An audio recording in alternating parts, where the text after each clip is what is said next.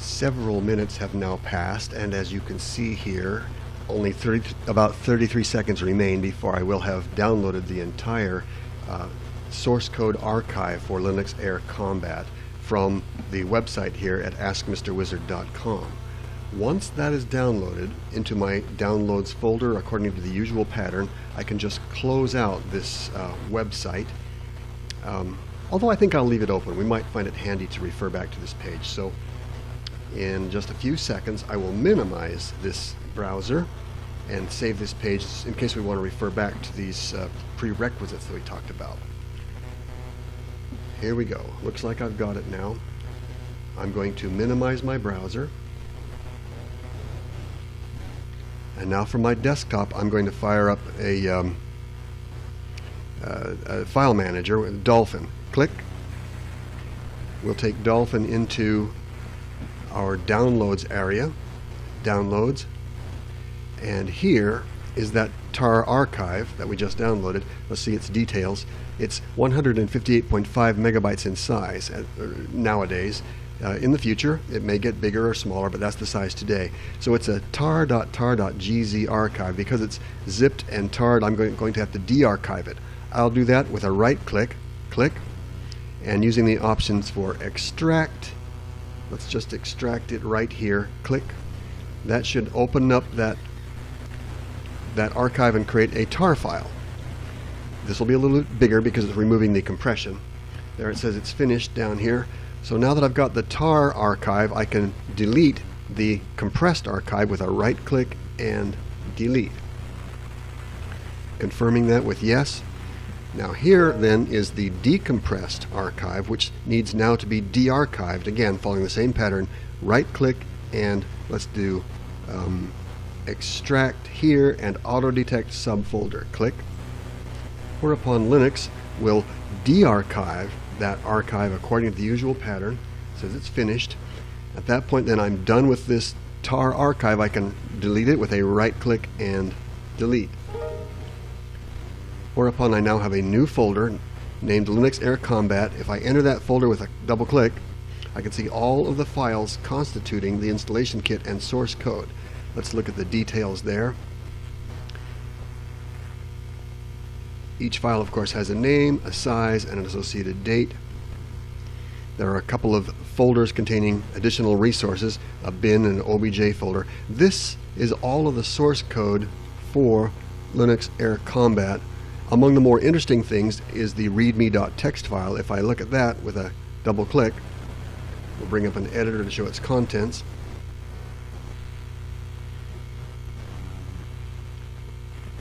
And we can just take a look at that. Make this text a little bit small. Actually, let's turn on word wrap. And I'll make the text a little bit smaller.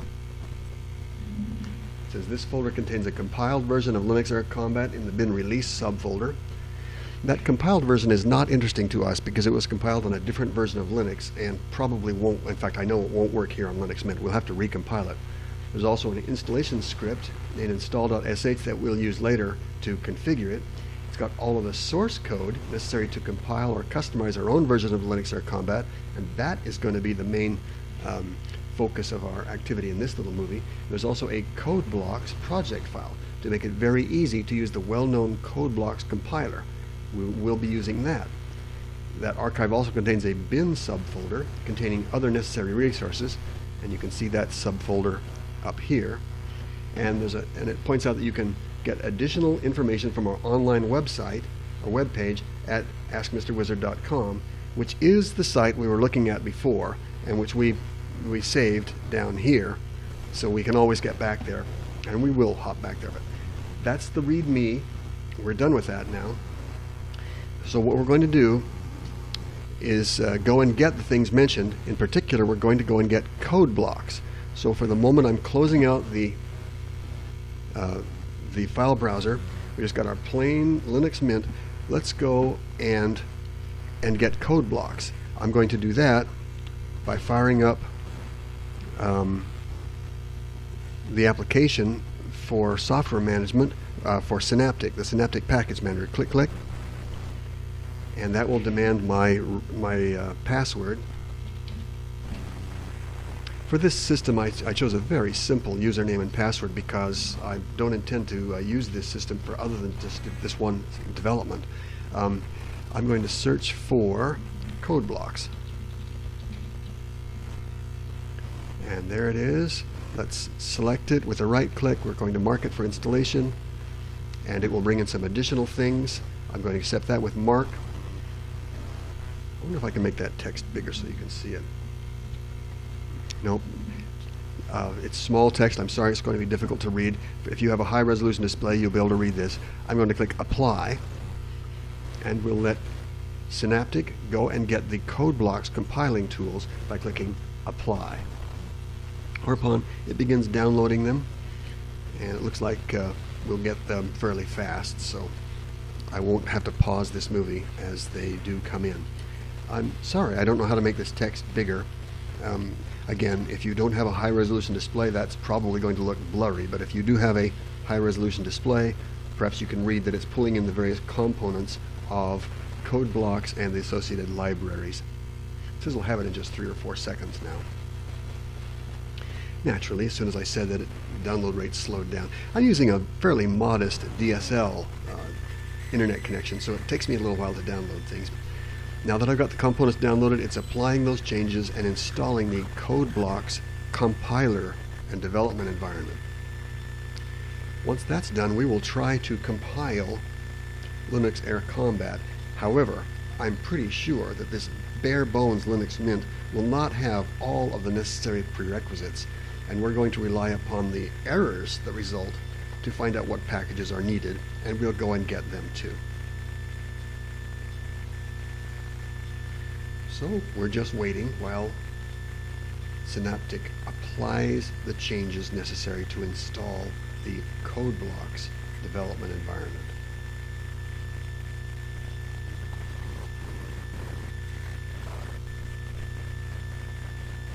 Almost got it. Okay, it says it successfully applied all changes. We can close this window.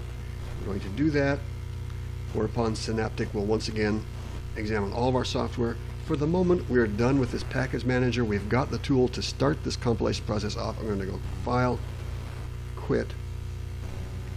And again, I'm sure this will not work yet, but we're going to work through this one piece at a time to find the missing components. I'm going to start by activating applications for development. There we should see code blocks, yes. Click, click to fire up code blocks. Code blocks should start. It has determined that it has found the standard GNU GCC compiler. That's good. I'm going to click OK. And from here we will try to find the code blocks project that we downloaded to see if it'll compile, knowing that it won't, but we should get some sensible error messages in the process. I'm going to go File, Open. I'm going to have it look for code blocks projects.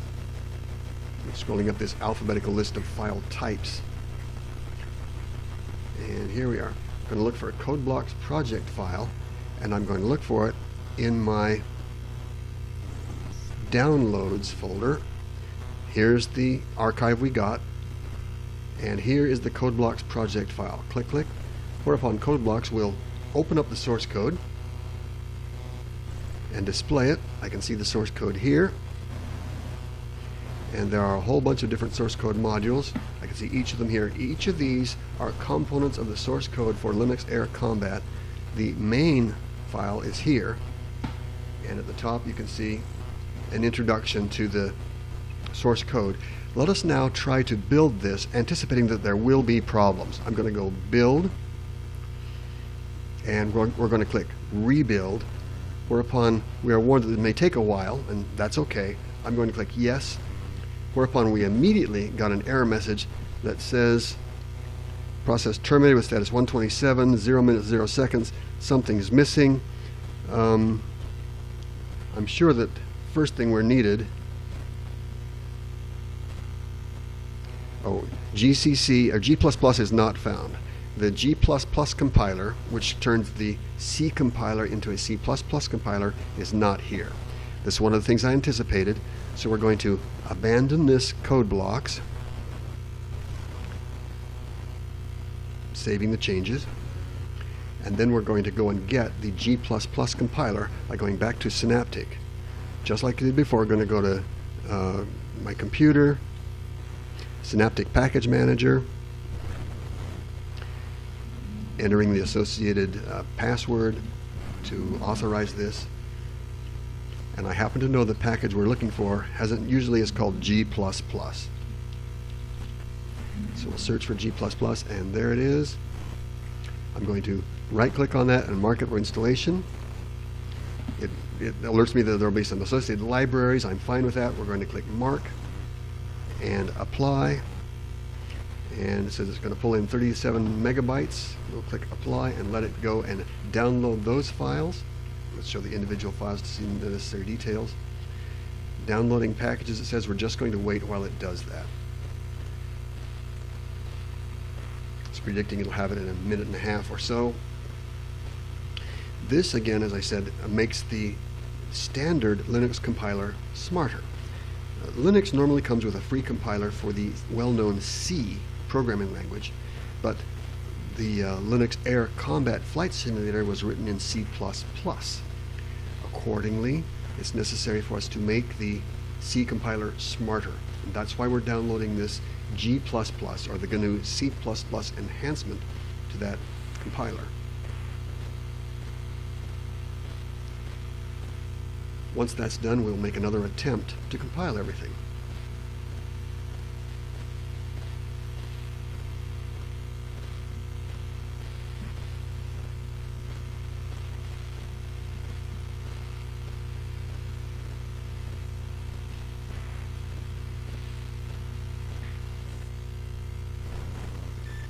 Okay, applying changes, installing the software. It says the changes applied successfully. That's good. Now that our C compiler is smart enough to handle C++, we can once again attempt to compile Linux Air Combat. I still anticipate there will be troubles, but we'll work our way through these one at a time.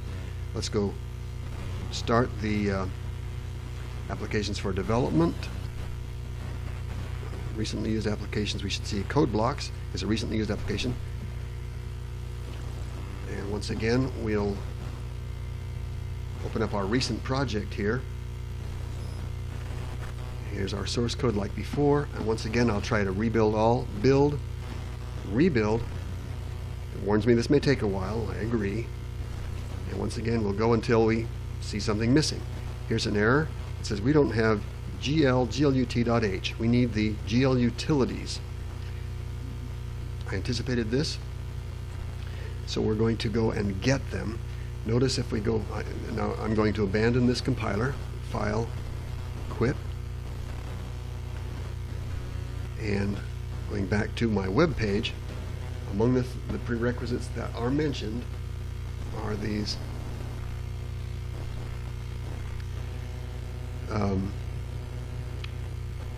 glutil. Oh, this one here, call it libglut development. We need the we need some utilities that'll have names like glutil or libglut or glu.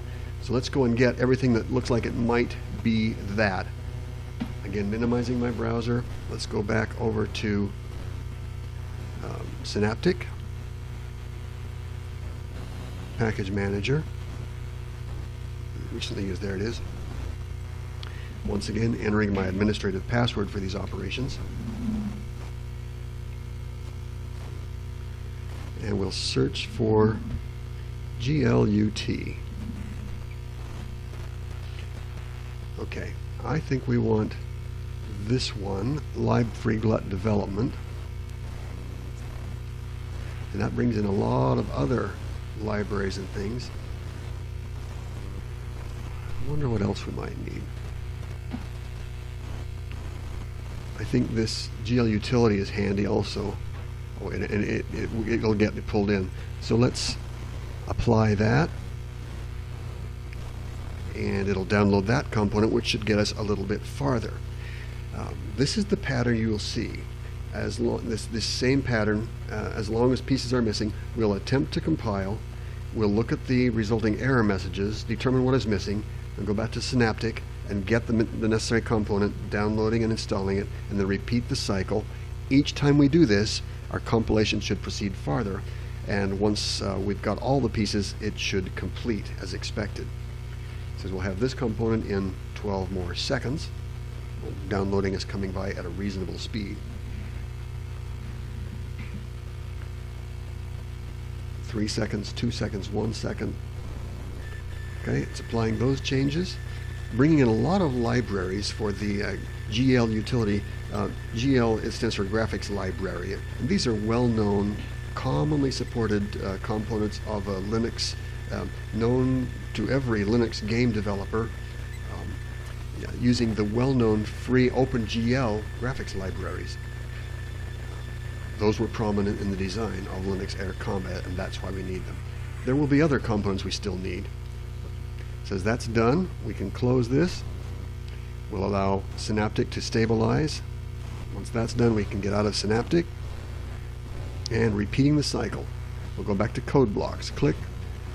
Looking at recent applications, recently used applications, code blocks.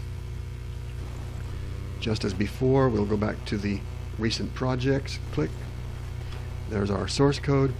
Once again, we'll try build, rebuild all, ignoring that familiar message now, warning message about it taking a while. Let it go until it stops again. Okay, here we are. Looks like we're needing SDL. SDL stands for Simple Direct Media Layer. This is another well-known component used in a lot of computer games. We need the developer's tools for SDL. So, having made that note, I'm going to abandon code blocks with file quit. We'll go back to find Synaptic from the recently used packages, entering the associated administrative password as before. Synaptic comes up and analyzes our software. Doesn't take very long because this basic system doesn't have a lot of software in it yet. We'll search for SDL. And there are a lot of components of SDL. I want to look for the classic live SDL development tool right here. Live SDL 1.2 development. We'll mark that for installation, which should pull in all of the associated libraries and components of SDL. Mark.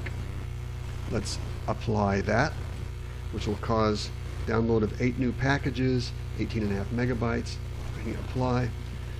Same pattern as before. It goes out to the internet-based repositories for Linux Mint, downloads the necessary components, says it'll have it in 7 seconds. You can see the various pieces coming in here rapidly. Once they are down, it'll install them all. So it's applying those changes. Same pattern as before. This is a little bit smaller package, and so things are going faster. Once that finishes, following the same pattern, we'll let Synaptic stabilize.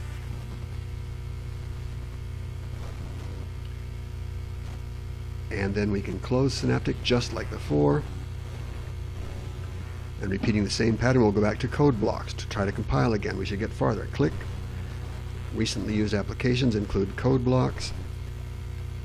Code blocks comes up just as before. We'll open the recent projects, which is the Linux Air Combat project, just like before. Click under build, rebuild. We'll see the same warning about this taking a while. Yep. And the next error says we now need SDL Mixer. That's another SDL component we need to go and get. So we're missing SDL Mixer's development tools. Abandoning code blocks just like before with file quit. Going back over to the recently used Synaptic Package Manager. Once again, entering the associated administrative password. You can see this pattern is becoming familiar. We'll now search for SDL. Well, SDL should do it. I want to look for SDL Mixer. Oops, SDL. There are a lot of packages that mention SDL, but we want to look for something about SDL Mixer.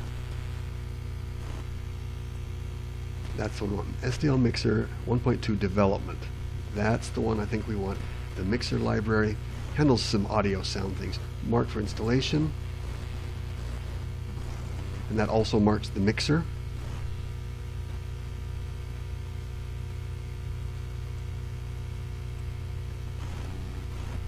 It's already marked for mixing, so I'm going to apply that one. Just a 1 megabyte download, so it'll quickly download that. We can see there are half a dozen or so files involved. It'll quickly install the SDL mixer component, and we'll see if the compiler still complains about more missing changes. Those changes are more missing modules. Changes are applied. Synaptic restabilizes, analyzing the new component, new arrangement of all our software. We're done with that, so we quit out of Synaptic and again repeat by going click. Looking at recently used packages, we'll go back to code blocks. Just like before, we'll open the recent project for Linux Air Combat, build and rebuild everything to see if we get farther, ignoring the warnings about it taking a while. It's going a lot farther this time. You can see it's making a lot more progress. See all this activity down here at the bottom. That means it looks like it's compiling a lot farther. It might even finish. When all the components are present, it shouldn't take a modern Linux machine very long to build Linux Air Combat. Certainly less than a minute.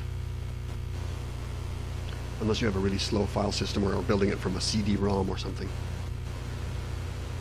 This is looking good. The linkage step may complain, but I think we got it.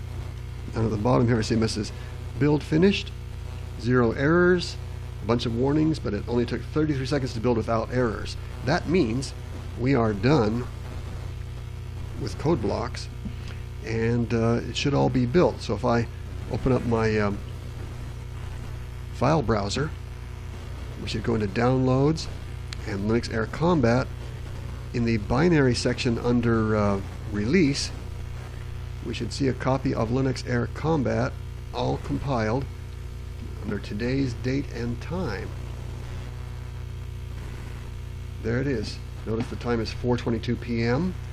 and the date is the 16th, the 21st of April, and we see that on that date and time we have a copy of Linux Air Combat. It's right there working. That's how easy it is to get all the components to compile on Linux Mint, and at this point we can install and run it just like I've shown in other movies here at AskMrWizard.com. You can see those from the same page we were seeing on AskMrWizard.com. If you look at the movie about, let's see, oh, down lower. Lower down there are some additional movies on downloading, which you saw again. That kind of duplicates what we've already got here.